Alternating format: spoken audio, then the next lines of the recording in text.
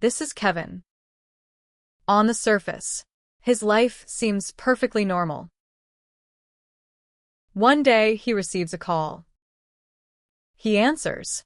It's his buddy Patrick.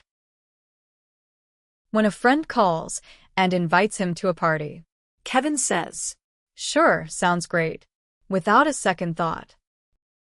Everything is going fine until Kevin starts his cycle again. His mind is flooded with what-ifs and fears of judgment. The logical part of his brain is being shouted down by anxiety. He fears of the negative thoughts start to kick in again. What if they judge me? What are they going to say? And as his last resort to prevent the outcome, he chooses what he thinks is the ultimate solution: to avoid the situation and not to go to the event. What he just experienced is a social anxiety cycle. This isn't just shyness. It's a self-reinforcing loop where avoidance provides short-term relief, but fuels long-term anxiety. So what is social anxiety? Social anxiety disorder, social phobia, is a chronic mental health condition characterized by an intense, persistent fear of being judged, embarrassed, or negatively evaluated in social situations. It's a significant fear that can disrupt daily life, work, school, and relationships. The mere idea of a social event can be overwhelming.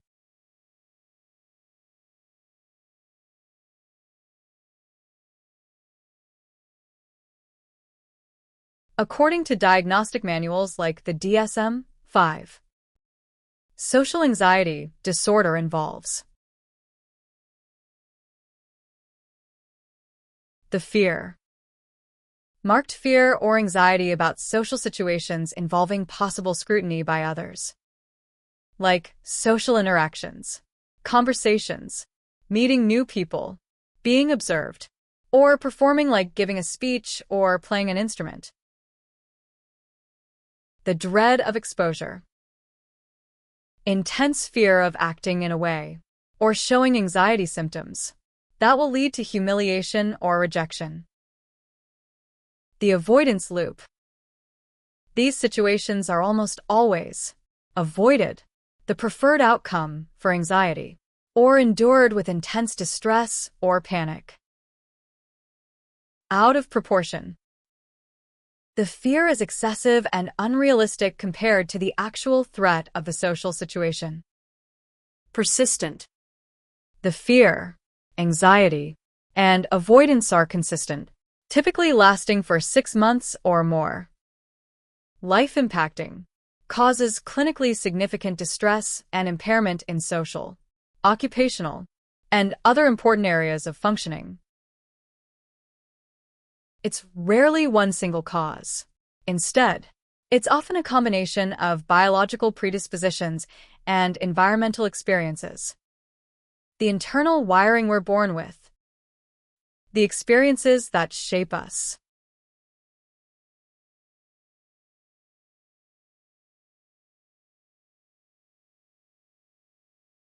The amygdala, the brain's fear center, can be more reactive, triggering a heightened fight-or-flight response to social threats.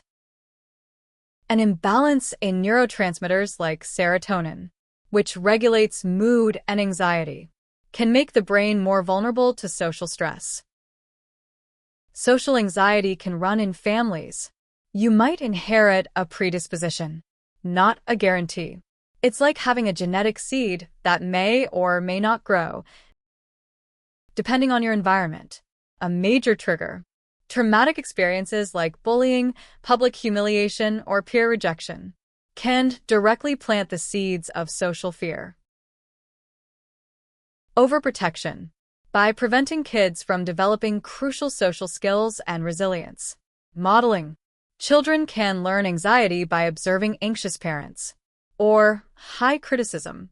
A harsh, judgmental home environment can foster a fear of making mistakes. Witnessing a sibling or peer struggle socially can teach a person to view social situations as dangerous, even without a direct negative experience. For many, social anxiety develops when a biological vulnerability meets triggering environmental experiences. Let's take a look at the typical social anxiety cycle. A social situation arises. A party this Saturday, for example. The mind immediately predicts a negative outcome, creating a forecast of failure and judgment. The body reacts to the perceived threat with a flood of physical anxiety, racing heart, sweating, shaking, or nausea. The person uses safety behaviors, mental or physical crutches to try and prevent their feared outcome. The ultimate solution, avoidance. Not going provides immediate, powerful relief from the unbearable anxiety. If they go, they endure it with intense distress, often relying heavily on safety behaviors and feeling exhausted afterward. The brain learns a powerful, deceptive lesson. You escaped a threat. Avoidance worked. It doesn't learn that the fear was manageable or the threat was unreal. Next time a similar situation arises, the cycle begins again. But now the negative thoughts are louder, the anxiety is stronger, and the urge to avoid is even more compelling. This is the core of the disorder, a self-fulfilling prophecy where the solution, avoidance, is the very thing that fuels the problem. Social anxiety creates a storm of distress that is both psychological and physical. Anticipatory anxiety. Intense worry for days or even weeks before an event. Fear of judgment. A pervasive feeling of being under a microscope, convinced others are scrutinizing every move. Fear of embarrassment. Extreme concern about doing something weird or awkward that will lead to rejection. Spotlight effect. The fear that physical signs of anxiety, like blushing or trembling, are glaringly obvious to everyone. Post-event rumination. Endlessly replaying and criticizing your own performance in a social interaction, searching for every perceived flaw. Physical symptoms. Blushing and sweating. Racing heart and shortness of breath. Nausea or upset stomach. Trembling and difficulty speaking. Mind goes blank. Muscle tension. Dizziness or lightheadedness. These symptoms aren't a choice. They are an involuntary and exhausting reaction to perceived social threats, creating a feedback loop where physical feelings fuel anxious thoughts and vice versa. Social anxiety is highly treatable. With the right strategies, you can rewire your brain's response and reclaim your life. Cognitive behavioral therapy, the gold standard psychological treatment. It tackles the problem from two angles. The cognitive part to identify and challenge negative thoughts. For example, learn to catch thoughts like, I'll embarrass myself and reframe them with evidence-based thinking. The behavioral part. To change your actions is to change your mind. The key technique is exposure therapy. Systematically and safely facing your fears. Starting with easier tasks. The goal is to break the avoidance cycle and learn that the feared outcomes rarely happen and that anxiety is manageable. First-line medications. Sertraline. Venlafaxine. They help regulate brain chemicals like serotonin over time to reduce the overall background level of anxiety. Beta blockers. Used for specific events like speeches. They block physical symptoms like racing heart, trembling, but don't treat the underlying anxiety. Benzodiazepines. Fast-acting sedatives for severe short-term relief. High risk of dependence and tolerance, so they are typically a last resort, short-term option. Many find the most success by combining therapy to learn lasting skills with medication to reduce symptoms enough to engage in therapy. The first step is reaching out to a qualified mental health professional. Your support can be a lifeline. It's not about having all the answers, but about providing a foundation of patience and acceptance. Let them set the pace. Socializing is mentally exhausting. Don't rush them. For example, let them linger on the sidelines at a party until they feel ready to join.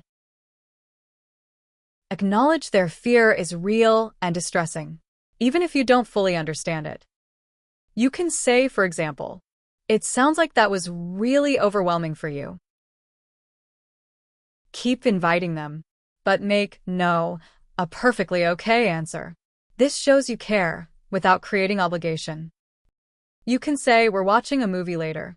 Zero pressure, but the door is open if you feel like it. Reduce uncertainty. Plan ahead, discuss who will be there, and have a subtle exit strategy. In a group, gently bring them into conversations. Stick by their side initially and ask them a question you know they can answer. Compliment their character, skills, or humor. Things unrelated to social performance. This builds self-esteem where anxiety can't reach. Frame seeking help as a strength and a proactive step. Say, "It takes courage to face this. I've heard therapy can provide really effective tools for anxiety." Phrases like "don't worry" minimize their experience and can make them feel more alone. Avoid introducing them as "my shy friend." It puts a spotlight on their anxiety and can make them self-conscious. Face your fear head-on approaches are often traumatic and reinforce the idea that social situations are dangerous. If they cancel plans, remember it's the anxiety, Not you. Frustration will only increase their guilt. Your goal is to empower, not to enable. Gently encourage small steps of independence instead of always speaking for them. The smallest gesture of understanding can be a lifeline for someone feeling isolated by their anxiety. Your patience is their safe space. Social anxiety tells a powerful lie that you are being judged, not good enough, and alone. But our support can be the truth that breaks through. The goal isn't to change who you are, but to ensure no one's life is limited by the fear of human connection.